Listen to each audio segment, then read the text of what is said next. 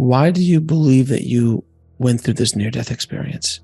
The near-death experience, which actually took me away and brought me back, has allowed me to live a much longer and fuller life.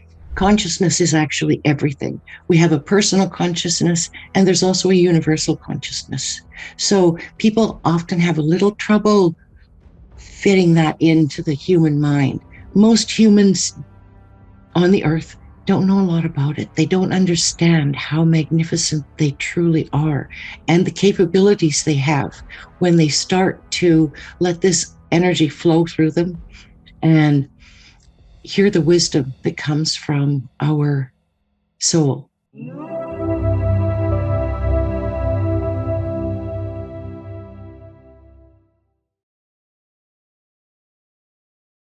I'd like to welcome to the show Jan Christenson. How you doing, Jan? Thank you. I'm doing very well. How are you doing? I'm doing great, my dear. Thank you so much for coming on the show and sharing your journey, your interesting life, to say the least. Well, I'm really pleased to be here, for sure. So my first question is, what was your life like prior to your near-death experience? Well, I would say my adult life was living on a complete and total fast pace, like being on a treadmill or a hamster on its wheel. It was just unbelievably wired and moving and having to meet so many commitments, not spiritual at all. So tell us what happened to you on your near-death experience. I was at work, so it happened at work. I was a community nurse, and I slipped on ice, which can be a very simple thing. However, I shot up in the air and came down head first. So, yeah, not fun, but turned out to be a wonderful thing in my life. Turned out to be quite a miracle in the end. The things that came out of that were something that I probably would not be led to where I am today without having had that experience. So when you fell, did you go right away, or when did you start to experience your near-death experience? Yeah, I was knocked out immediately. So then, it's really hard to say. I was probably unconscious though for a good 10 minutes at least. And what happened was, it seemed very quick, but left me feeling complete change in my life. It was very profound, even though it was short-lived. And I probably didn't see everything there was to see over there, but I saw enough to really change things for me. So what did you see on the other side? Suddenly, I was aware of being in quite a dark place, but I could see without my eyes and I could hear without my ears. It was just the experience of being in this place where it was fairly dark and knowing. I looked around and I thought, where am I? And then it was a knowing of, oh, I'm here. Okay. And then no thoughts, just this feeling of, very similar to what you would think it would be like if the air comes out of a balloon. There was just this.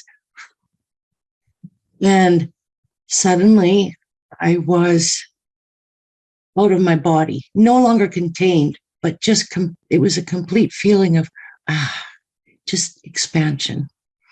And I experienced myself as pure consciousness, flowing, just this gentle flowing. And knowing that all was well. And as I was in this flow, suddenly I could just feel everything that was floating just expand in every direction. So it was kind of like just becoming a part of everything that was around me, just a flow. And there was no end to it. It just went on and on. And then the thought that I had was, wow, the way I felt, I thought I could just stay here forever and I wouldn't need anything else. And as a human, that's really hard to imagine. How could you feel in a way that you would not need anything else? I thought I could just stay here forever. And I just continued in this gentle flow. And I felt so good. And I knew immediately that it was an overwhelming feeling of love. It was just intense and everywhere. And it was me. So as I stayed in that state and just felt perfect and kind of knew that this would be fine, just to be right there in that state forever. Suddenly this thought came to me, what about your daughters? And I thought, they still need me. And the feeling of, yeah, they do.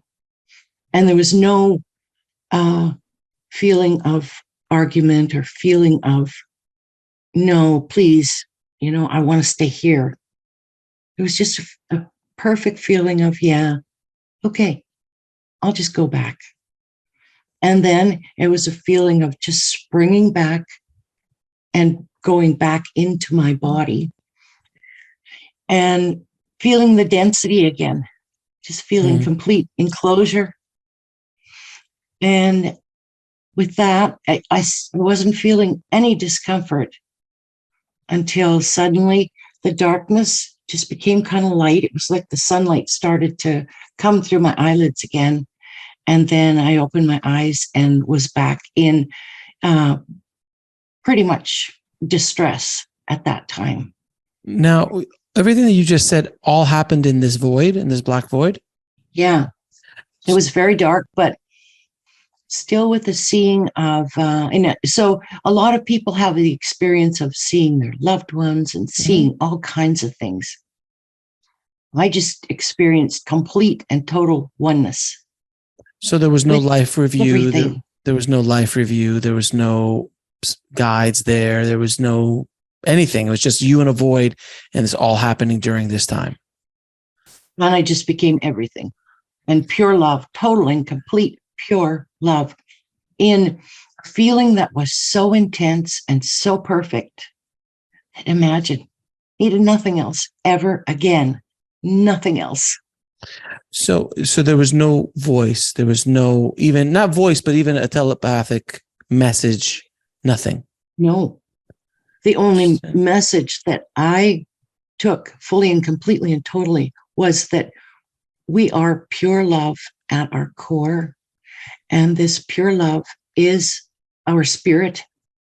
And our spirit is kind of like a cup of the universe that gets dumped into our body. And this perfect cup then joins with our human form, and everything is dulled down in the sense of how we feel, our feeling of love. But the essence of me, who I feel here, is the same as who I felt out there, just not as intense. Kind of like muddied up here in this reality, almost dense. Oh yeah, it's there and it's perfect, but it's not at that same high level as it was out there. So when you came back to your body, were you in the hospital? Were you still on the ice? I was still on the ice, and so I couldn't form words. I couldn't move at first, and my feet were stuck over my shoulder. My purse lodged under me, and it kept my feet from falling back down. So all I could do is scream the thought in my head, feet go down. I was trying to make that happen with verbal cues. And finally, I did get my feet down, but I was not getting very much oxygen when my feet were up there. It was like I was squishing my chest, so there wasn't a lot of oxygen. And I had a long road to recovery after that. A head injury can be a pretty difficult thing to go through. And they told me that I was disabled from there on in. I would be disabled, and I just needed to accept that. And so I lost my nursing career. My life changed tremendously and significantly. And I was off work for quite a while. And literally, I could stand in the kitchen and my daughter would say, "Could you put some toast in the toaster for me?" And I would turn and go 2 steps and I would forget where I had gone. I would forget what I was going for. I would be speaking to someone and I had what I called this blank screen come down. The conversation was just suddenly gone. Didn't know what we were talking about. It was rough. It was really rough. And I didn't get a lot of confidence from the medical field that it would be okay. But I knew it would be okay. And I was able to access my spiritual self, my soul, in ways that were just pure wisdom. And I could be as normal as can be with my spiritual self. It was just my physical self that was damaged.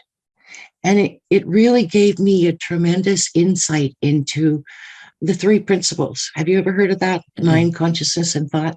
Go for it. Please explain that. That's actually what my first book was about. And so a man by the name of Sydney Banks takes credit for bringing up this 3 principles, mind, consciousness, and thought. However, it was actually a psychological thing that was developed or thought up. I came to someone many, many years ago, a man by the name of William James, back in the late 1800s, came up with this idea of mind, consciousness, and thought. And it didn't fly back then. But what it is it tells you that we have these 3 things: a mind, and there's a consciousness, and then there's thought that forms around that. And consciousness is actually everything. We have a personal consciousness, and there's also a universal consciousness.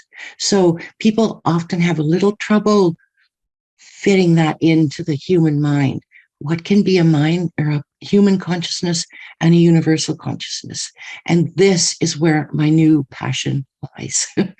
The energy, because we're energy from head to toe. Mm-hmm. Everything about us is energy. In the form and the formless that we are, in our body and in our soul that lives inside of us. So this consciousness is also energy, which is everywhere. And with our human brain, we have a consciousness that we go through our life with.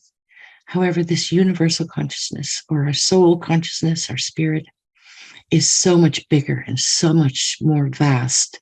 And it's what I experienced when I was out there, this universal consciousness. It's wisdom, it's divinity. It's actually what many people think of as God. Now, many people think of God as someone, a little man who sits up in the sky. For me, I don't see it as that. I'm not religious, but I'm very spiritual. So I don't follow any religious doctrine, which is a scary thing for people. Often people have to believe things that are very frightening. They have to behave in certain ways. However, this God that I see, the energy, the consciousness that is everything, that is divine and wisdom, it is so magnificent. And it's inside of every one of us. This energy, this consciousness. And it gives us the ability to be much wiser than we could ever really understand until we learn to feel our spirit and understand it. This wisdom would be something that was back in the, you could see with someone like Tesla, or these amazing people from history that we wonder, how did they know the things they knew? They were literally tapping into the consciousness, the universal consciousness and wisdom. So it wasn't anything that they could have learned from the brain. Here's a human on earth, right? The things they knew were beyond that, way beyond the human brain. And I think our human brain is wonderful. But it's like a computer. It only knows what we put into it. However, this universal consciousness, this energy, this divinity that's also in us is wiser than the human brain, wiser than anything that could be understood by the human brain, or made up by the human brain. Are you following me so far? Absolutely. No, I'm completely 110%. This is what we talk about on the show all the time. Okay. So, with this beautiful consciousness, most humans on the earth don't know a lot about it. They don't understand how magnificent they truly are and the capabilities they have when they start to let this energy flow through them and hear the wisdom that comes from our soul. Hear the wisdom that comes from this divinity, the God in us. And it's something that, quite honestly, I have just learned to appreciate and to capitalize on in a very big way. So I don't feel I'm that much ahead of anybody who might understand or not understand it. But I do feel that I have the tremendous blessing of being able to share with people how to understand this soul and what it can do for your life and for you as a human being. And that feels pretty special. I'm pretty happy to have this knowledge that has come down to me. Let me ask you a question. Why do you believe that you went through this near-death experience? Well, in many ways, it's very difficult to know anything for sure. But this near-death experience, I think, came upon me to change my life. I could not go on, and I don't believe I would be here today if I was still on that hamster wheel. It was way too stressful, and my body would just not have carried on. I would be gone. And so the near-death experience, which actually took me away and brought me back, has allowed me to live a much longer and fuller life. So maybe that's the reason I had it. I certainly think I have been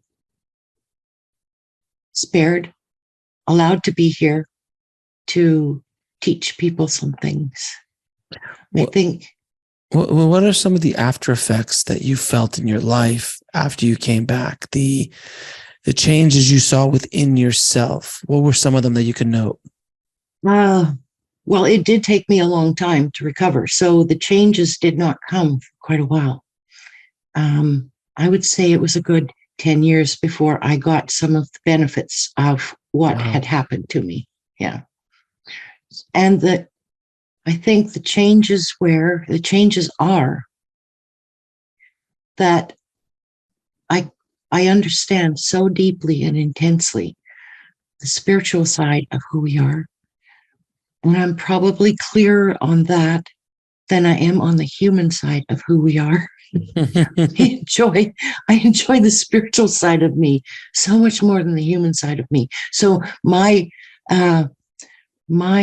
struggle is to try to bring those two things into a much better alignment, into living a life which is rounded with both of those things, the human and the spirit, equally feeling good about both of those things. As a human, we suffer so much. And that's how I spent most of my life, thinking and believing the thoughts that I had meant something, when most of the thoughts that we have as our human brain or our ego throws at us, most of those thoughts do not even need to have us pay attention to them. Mm-hmm. And that is a big eye-opener for many people, because most people believe if they have a thought, it must mean something. However, what happens in our human ways is this: we have a thought, And then we immediately attach an emotion to it. And then we think there's an action that's required. None of that is true. Just because you have a thought, you don't need to allow an emotion to attach to it, and you don't need to have a behavior follow that. I would love it. I always enjoy asking this question from near-death experiencers because it's fascinating to me. When you came back, how did the people around you deal with this new version of yourself? Even if it was, years after the accident, I'm assuming people around you didn't accept. I mean, you came out of the closet at one point or another with this story. Right. Obviously, you kept it quiet for a while. When you came out, I've heard many different people, different versions of it where, I was accepted by my family, or my family, I'm now the black sheep. We don't talk about it. Or I lost my friends. I lost my colleagues. What was it like for you? And how did you deal with it psychologically? My immediate family, my daughters and my husband, they didn't buy into it at first. They did not see what I was seeing. They thought it was very interesting, but they couldn't quite get their head wrapped around it. Now, my daughters are so appreciative of it because it's changed their life too. The understanding that they no longer have to believe that they have a war inside, that they can be peaceful inside. For them to find this at a young age is so amazing. And so they're both right on board. I want to stop you there for a second because that's so profound. That comment is very profound. And I want to dig into that a little bit, that for people listening, that you don't have to be at war within yourself. The thoughts, the monkey brain, these things, the ego that are constantly fighting with you. When you realize that you don't have to engage, how do you, so for people listening, if this is going on, which has happened in my life, happened in your life, we all go through it at one point or another in our existence. What advice do you have for people who are dealing with this right now, and how can they escape this kind of internal warfare that they're going through? Yeah, it truly is a human condition that needs to be addressed, isn't it? Because we know that most people are running around out there totally and completely with a war going on inside that maybe nobody knows about. And the way that they can deal with that is, first of all, by understanding that they don't have to believe they're thinking. That they don't have to believe most of what society has taught them, which is not popular for many people to hear, because everybody wants to believe that they've always been given the right information by their parents, by the world. And I stand firm in the belief that we have been given very little right information about who we are and how we can be in our lives. We are taught to be judgmental. We are taught to have opinions. We are taught to argue, to take a stand. None of that is required. None of that. Isn't it funny though? I don't mean to interrupt you, but isn't it funny though that we look at our parents, our community, our religions, our countries, our societies for the answer, but they're made up of the same humans with the same problems that you're dealing with. Yes. And they're telling you, no, but I figured it out, but it doesn't seem to be working for you, ma'am or sir, but you're telling me what to do. Or, dogma from religion, or dogma from your country or society or cultural situations. It's fascinating that we look for answers. Yeah, we look for answers from people who are looking for answers. Yes. It's so weird. I know, it's so sad. It is so sad. And this reminds me of what's been going on with me and my grandson lately. My grandson and I, he's 7 years old, and he's so spiritual, not from any desire to be. He just came in this way. And yesterday he said to me, "Grandma, why is there a metric system for measuring things? And then there's this other system." I said, "I know. Isn't it nuts?" And I told him, there is no reason for it. It just came to be. And that's with, I didn't say this to him, but that's with everything in our society. Why do we do it this way? Well, I'm afraid you can't ask why. What you need to do is you need to go inside and say, is this the way that I want to do it? Is this the way that I want to be? And, our spirit, it talks to us totally and completely all the time, but we don't know how to listen to it. We have this gut feeling. And it's actually, I've heard lately people talking about it like this. Our heart will give you the answer 6 seconds before the brain gives you the answer. And the heart answer is your soul answer. So often when people will say, I'm going to ask you something and I want you to give me your immediate response. And that's pretty cool because your immediate response is going to be your soul. It's when you let the thoughts go that you get lost. Without question. So back to that original question, your family was very accepting after a while. How did the outskirts of the rings, the circles outside of your relationship circles, if you will, your friends, colleague, things like that, how did that work out with you? And again, how did you deal with it psychologically? Yeah. Well, outside my immediate family, my husband and children, was my brothers and sisters. And, it wasn't very cool for them. They're university professors and they're very intellectual people. So they did not think this made much sense. And to this day, one sister kind of likes it, one doesn't. My brother just fell in love with my book. And he said, I have learned more from this book about life than anybody has ever been able to tell me. And it was just simple things that you and I are talking about today. And so it changed his life. That's pretty cool. Beyond that, I don't care. Many people probably look at me as quite weird. I just kind of hide myself on Facebook around people who love this stuff. And that's good. I like that. Well, it's interesting though. I mean, because you've been doing this for a little while now. When this happened to you originally, this conversation probably couldn't have happened in a public forum as easily as it is today. You're right. It's becoming so much more acceptable. Isn't that to interesting? A lot of people. Right. And it really is. The things that used to be on the outskirts, like channeling, which is a thing that now people are like, oh, I'm channeling Michael Jordan for the shot. Or these kind of words, meditation, mediumship. There's shows on television about, mediums doing what they do and psychics and things. These were kind of like parlor tricks on the outskirts kind of conversations. And let's not even talk about consciousness and the meaning of reality and now having science and quantum physics come in, starting to support ideas that have been around for 6,000 years.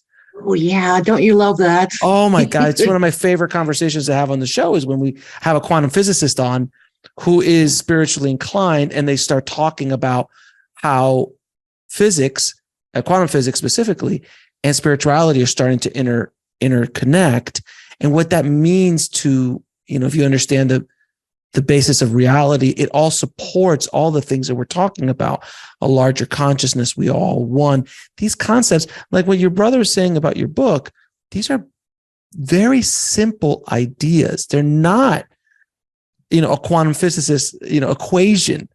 It's not quantum physics equation. These are simple ideas. Even if you go back to the teachings of Christ, do unto others. The kingdom of heaven is within you. I am the Father as you are. Like these very basic concepts that we've all said now and we're saying now, but now are becoming more and more accepted. And I'd love to hear your thoughts on this. I mean, do you believe now that we are at a stage where we are awakening at a much faster clip than we were 10 years ago, 20 years ago, 50 years ago? Even in my lifetime, things were completely different. Absolutely. Yes. And, physics just blows my mind. I'm certainly not a scientist, and I certainly don't have the understanding that scientists have, but I have some pretty cool understandings. And one of them is that quarks, the smallest particle that's inside of us, the smallest particle that's everywhere, the smallest piece of matter, these quarks are now exploding faster than ever.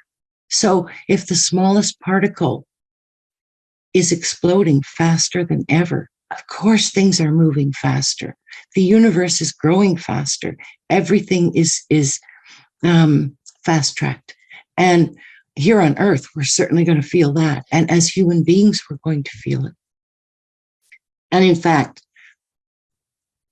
interesting is a scientific fact that the sun is moving.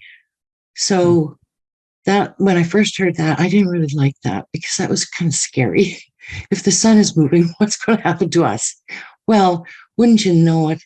The sun is moving, but it's moving us with it in its magnificent, magnetizing way. It's moving the earth along with. So it's keeping us safe. We are always safe and always protected by this divine energy. And the fact that the sun is moving us is so cool. And it is moving us into a new energy. And this new energy is much easier, I believe, much easier for people to live in.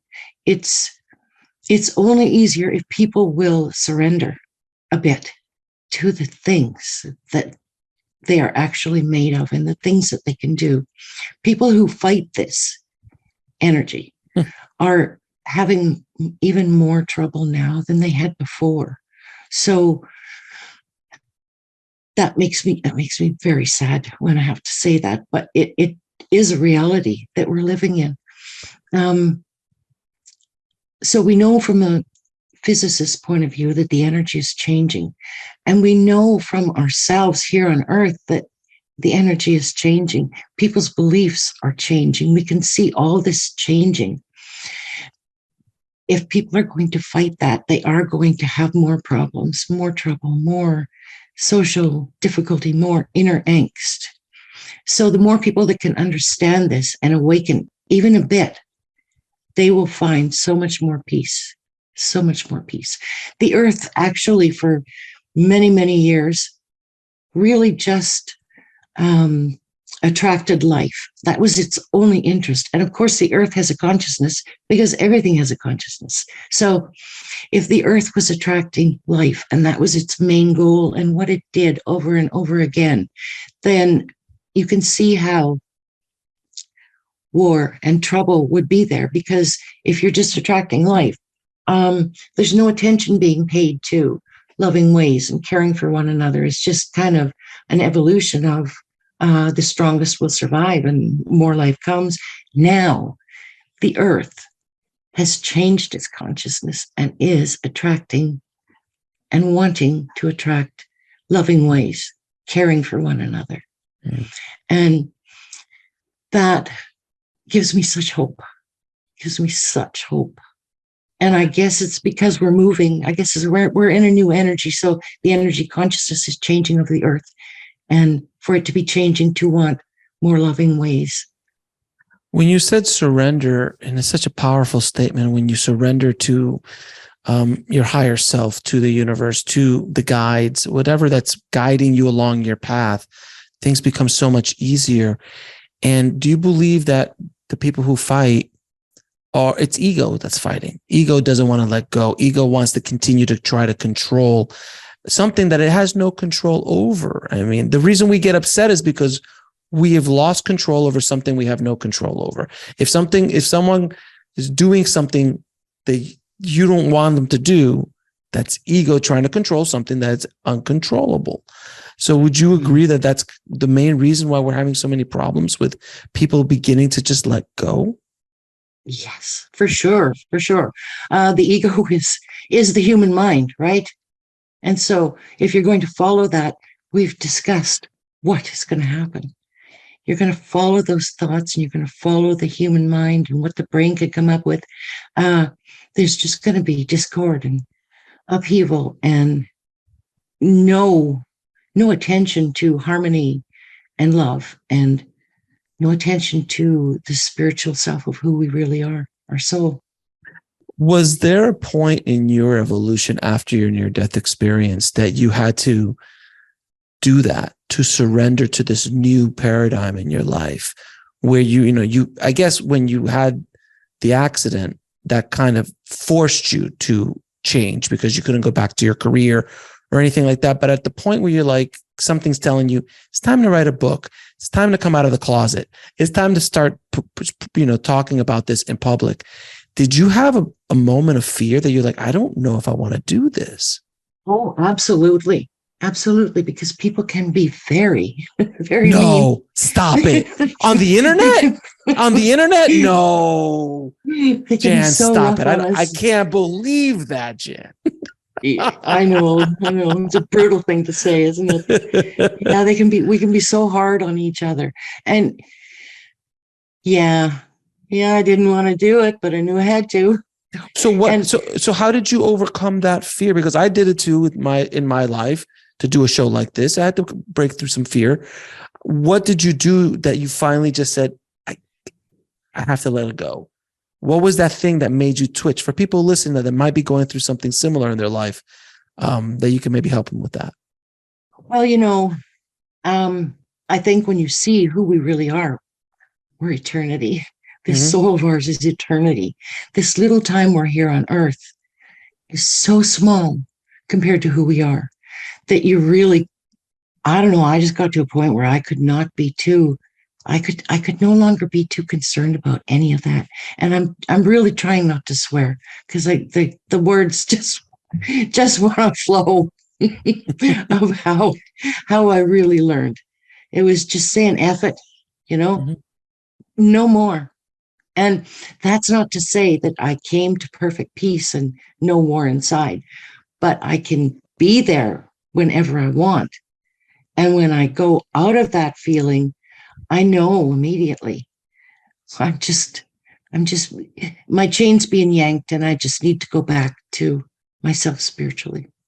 Like even a week ago, I was online and this woman was drawing cards. I said, sure, draw me a card. And so she drew a card and she said, oh, it's a beautiful card and such a beautiful future. Oh, but it looks like you might have to find a demon. Oh my God, now I'm going to have to fight a demon. I went into complete overload for a very short length of time. There's no demon. Right. I don't have to learn to fight a demon. Take that idea and shove it. So that's kind of what you have to do. So with the work that you've been doing all these years, what's the biggest surprise to you that you weren't expecting this thing to come to you or this effect that you had on somebody? What was that thing that you really just caught you off guard in a positive way or negative, but depending? Well, I think the most amazing thing is finding that when you get out of the road, the energy that will flow is just so amazing, and how things and synchronicities will just occur. They'll just come up. And it's just so different from anything that we were ever taught. You work hard and you have to be determined, and that's not true.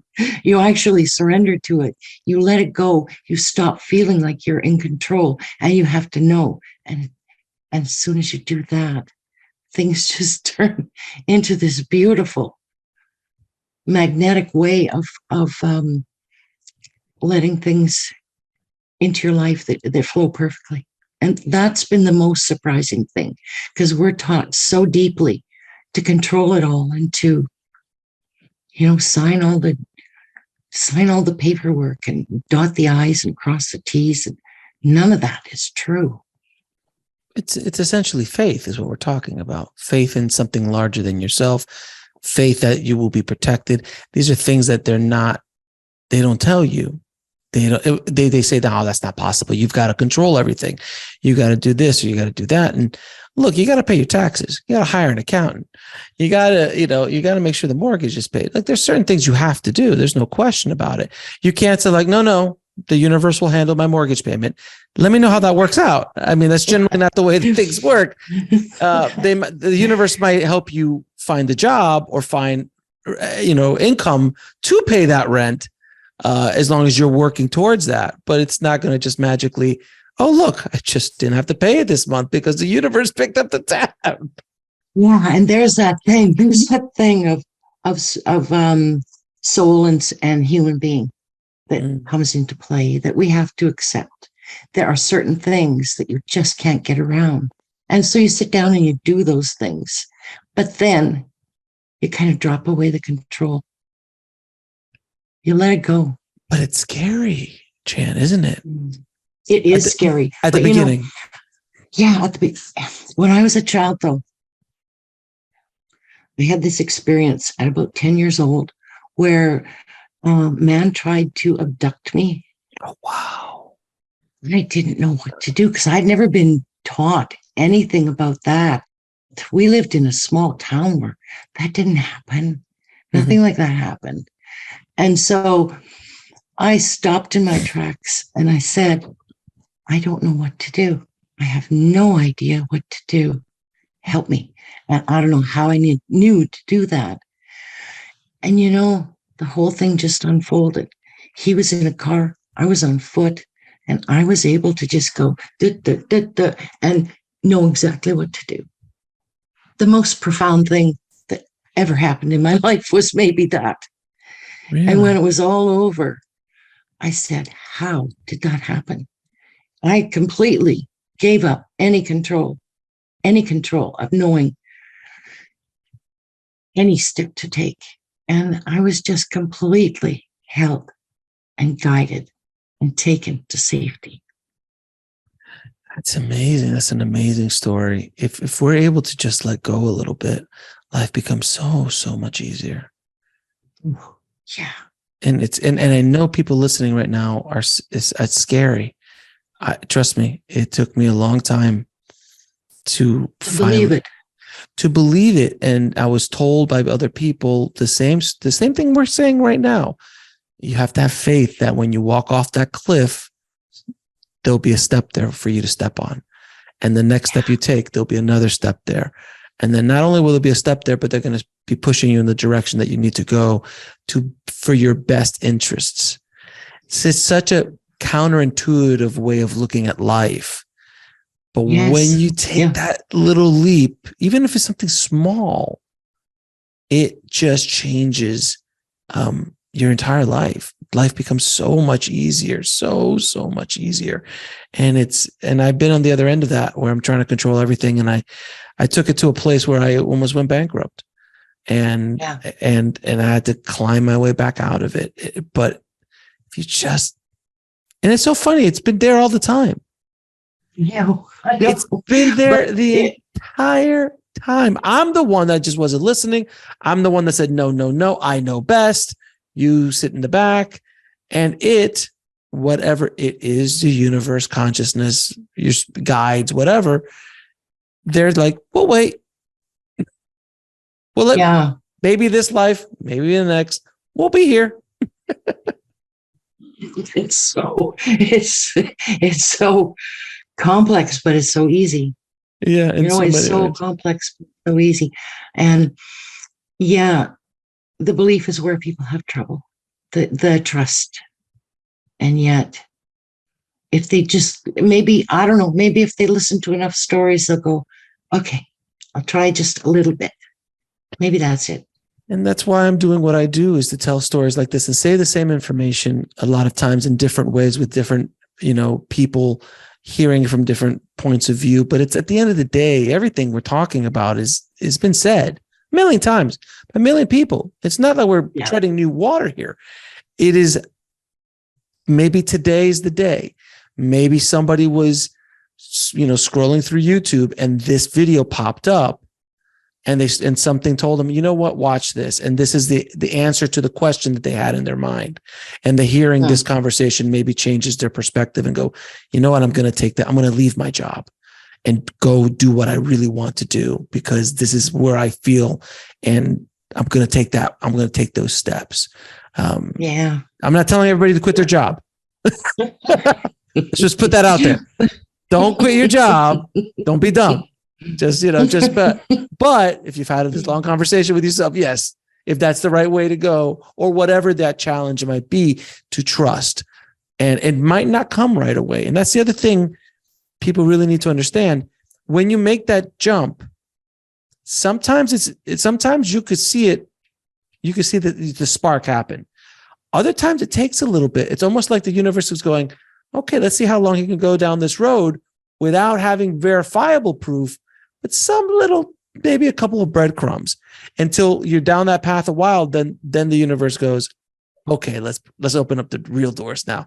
And it could take a little time. So that's the other thing too. Not the second you say it, it automatically turns on. Is that your experience as well? I think it's true, but I think it's also true.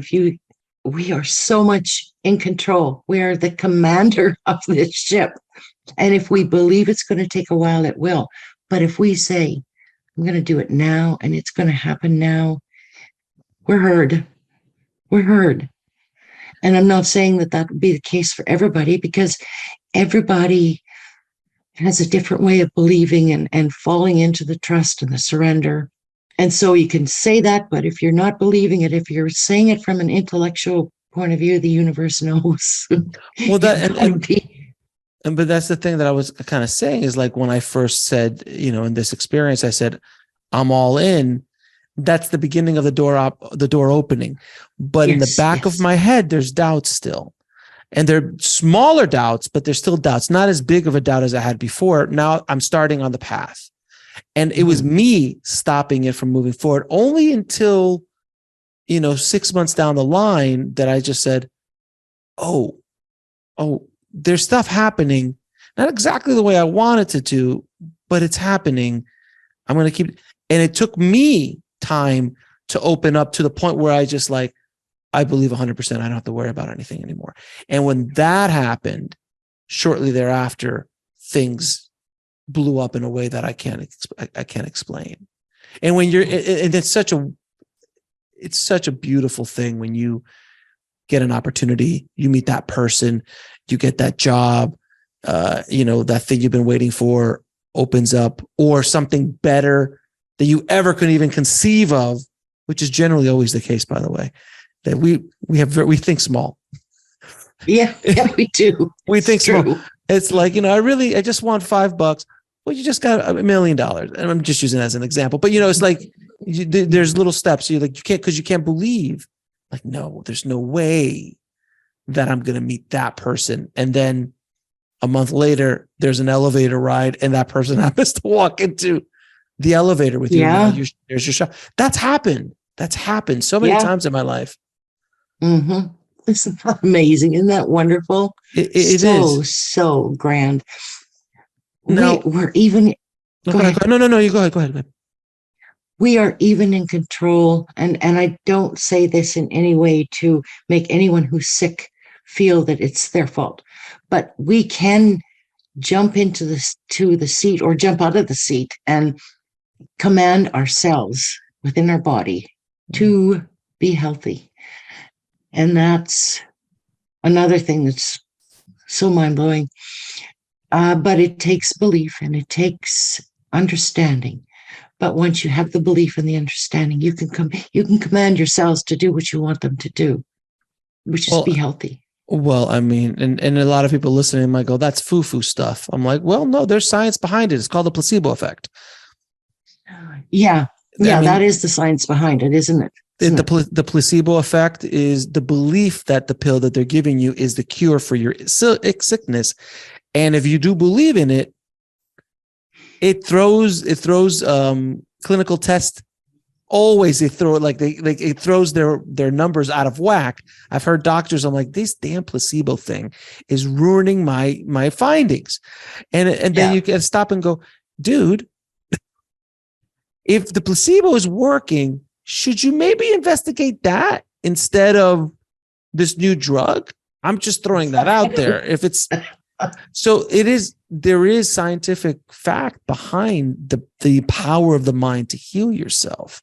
There's no question, but it takes a belief, an unwavering belief. That's why the placebo effect is so powerful, because when someone in authority in a white coat gives you a pill and says, this is a new a new pill that will cure you, you believe it. And if you believe it, and if I've seen placebo tests that they did that, and then the person lost their cancer, lost the disease, lost whatever, and then find out that it was a sugar pill, and they go right back to getting sick. Yeah. 6 months later, a year later. There's so much we don't know. And yet there is so much we do know, we just don't use it. Yes. And even when we know it, we can still fall out of that knowing, which is, again, the human and the spiritual side of us. But being human is an amazingly wonderful thing. And as long as I can be here, I want to be here because this is such a big experience. I mean, so I guess this is a pretty interesting journey, to say the least. Oh, yeah, absolutely. Yeah. And sometimes to help people understand a little bit about the depth of the wisdom of energy, I take people back. I like to take people back to the beginning of time. And this has definitely scientific parts to it as well. But in the beginning of time, there was nothing but energy. There were no planets. There was just the flow of energy. And this would be billions and billions of years ago. I guess as humans, we like to understand the time. When did it happen? What are you talking about? But just think of the universe as nothing but energy. And when it was in that state, which it probably stayed in for a long time, and then it figured out how to combine itself. And when it did that, it created mass. So that's kind of cool. But then not long ago, I learned that when mass was first created, anti-mass would just gobble it up. So I think maybe energy thought, well, maybe we won't like mass, so we'll have something to get rid of it. And then energy decided, no, it kind of liked mass. So, but what's it going to do? Because it had already created anti-mass, which gobbled up the mass every time it was created. So what came about, and this feels like a fairy tale to me whenever I tell it, what came about is these quirks that I talked about earlier, the beginning of mass. 4 of those quirks were taken and they were wrapped in what's called a cue ball, which was invisible to antimatter. So these quirks hid inside this invisible cloak, I call it, which was which was what energy created to hide this from antimatter. And then as soon as the quakes burst, this coating the cue ball would disappear. And what happened is so many quirks were hidden for so long. And then because quirks were much slower to burst, right? We talked about that. And then when there was this massive burst of all these quirks, antimatter had no way of keeping up with it. So mass got away on antimatter, and then everything evolved slowly to create the planets we have and us here today. The universe, yeah. Yeah. It's so incredible that energy was able to figure out how to move through all these amazing little steps to bring us here today. Without question. Jen, I'm going to ask you a few questions, ask all of my guests. What is your definition of living a good life? Living a good life is living your own happiness, because that's very hard to do. Very often and I think this is men as well as women, we think that when the people around us are happy, that we need to live that life. But truly digging inside yourself and finding what your happiness is, what makes your soul sing. What is your definition of God? Energy. And what is the ultimate purpose of life? Different for everyone. My soul has told me for years, I created peace for people. Now my purpose is to create harmony. So my soul, I think we are here to evolve our soul. I think that's our purpose. I think that's our life purpose. So if we're here to evolve our soul, we have to find what brings us joy. As soon as we find what brings us joy, the energy that flows through us is so perfect, because when you're in joy, the energy flows the way it wants to flow, the way it can create most magnificently. And where can people find out more about you, your books, and the work you're doing? Well, best to email me. I'm not very traditional. I did like websites, so I don't have one right now. Maybe I will again sometime, but yeah, I put my email in there. Just email me. I like to do group work, but I also like to do one-on-one.